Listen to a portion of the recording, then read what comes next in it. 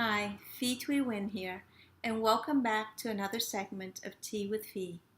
In this episode, I want to share with you a teaching that is very powerful in guiding us how to live fully involved lives with the details that are asked of us, with the relationships that we're engaged in, and at the same time, how to create some space in our involvement so that our experiences don't create unnecessary suffering.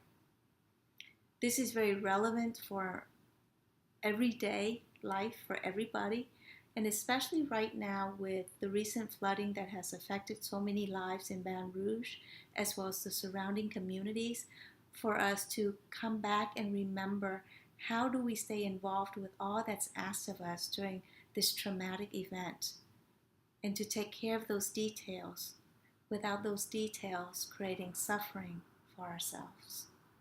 So if you have not made yourself your favorite mug of tea, please pause the video, make your tea, come back, snuggle up, relax, and allow us a few minutes to explore this teaching together and to guide us to live fully and live without unnecessary suffering.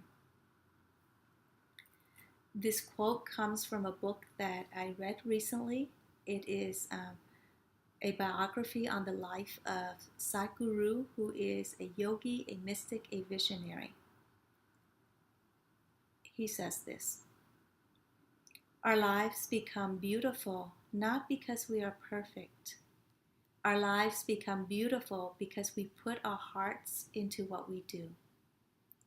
You will not know the beauty of life unless you are deeply involved. At the same time, you cannot enjoy the beauty of involvement if you get attached. If you don't get this subtle distinction, you will suffer." I think this teaching is just so beautiful and encapsulates the difficulties that many of us experience in our lives. We so much want to be involved with the details of our lives. We so much want to be fully engaged in the relationships that we have.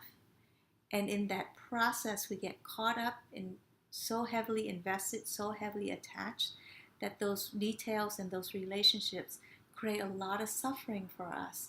And as a self-defense mechanism, we tend to pull back, pull away, put up defenses, justify things, make excuses so that we don't be so be so involved in those details, be so engaged, just to have some level of sanity.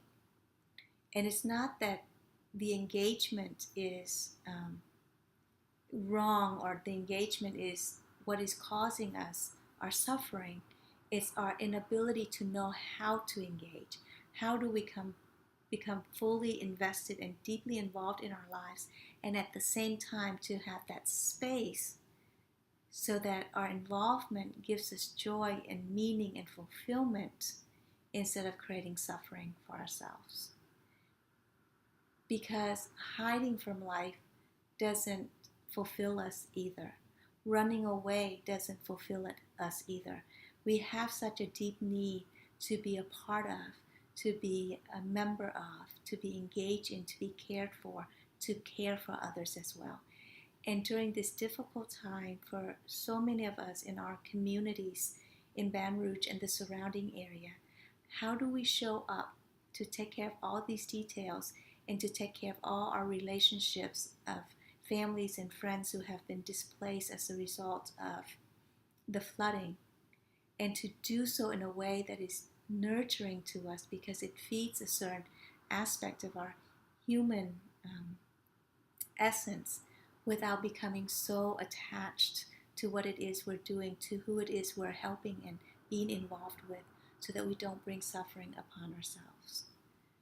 And one simple strategy is to do things like this: to sit down, to have some space, some quiet time, to hold things in their proper perspective that will allow us and empower us to show up to take care of the details, and to allow those details to move through without creating stories around those details, building